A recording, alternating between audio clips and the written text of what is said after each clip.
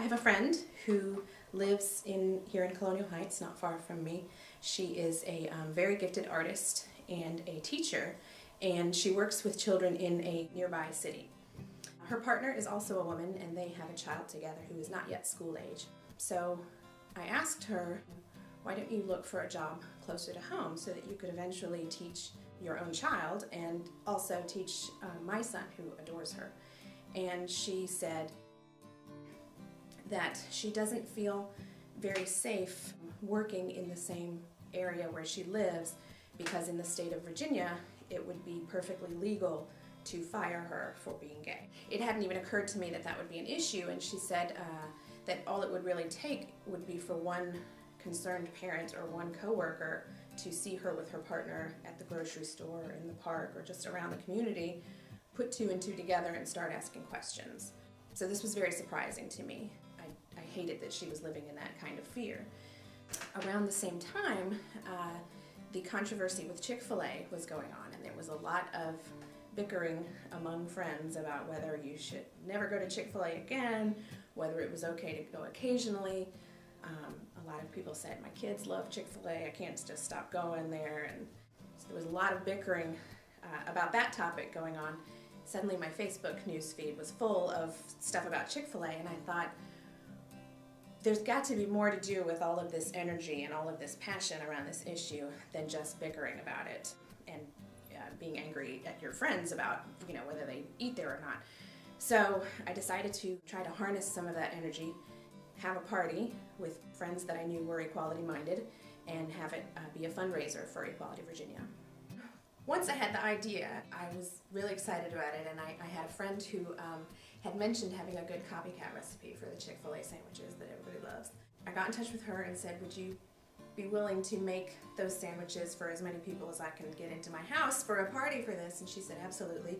I'll bring over my deep fryer, no problem. And so from there, it was just a matter of making a Facebook invitation, inviting everybody I could think of who lived nearby and was equality-minded. And that was a lot of people. And on the invitation, I said we're going to have Chik-fil-Gay sandwiches. I was going to have waffle fries, just from the frozen food section, make coleslaw, serve lemonade, and have brownies for dessert. And I said it doesn't matter if you're still eating there or if you've quit it cold turkey. The point is, if you're equality-minded, come and have a nice chicken dinner among like-minded people. And I put in parentheses, don't bring anything except your checkbook because this is going to be a fundraiser for Equality Virginia. And I said that a good suggested amount for a donation would be $20. That would mean sending a check that we could be proud of. And some people brought a little less because times are tight. Some people brought more.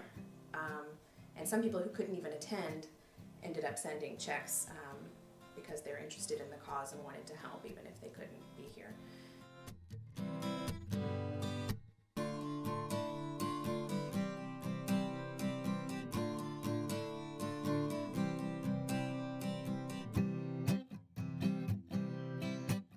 Energy in the party was great.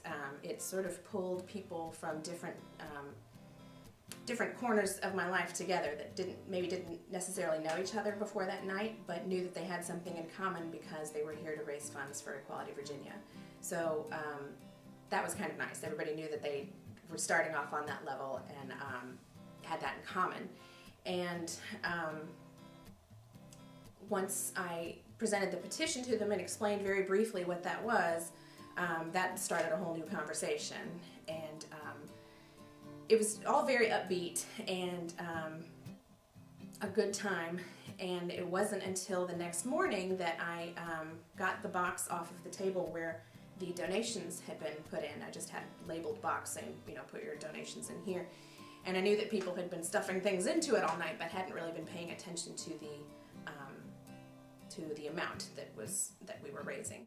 I started with the idea that if we can send $250 or $300, that will have been time well spent and we can be very proud of that.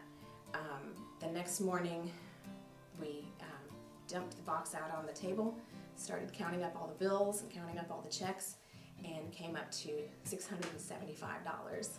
So more than double the amount that I would have been perfectly happy with.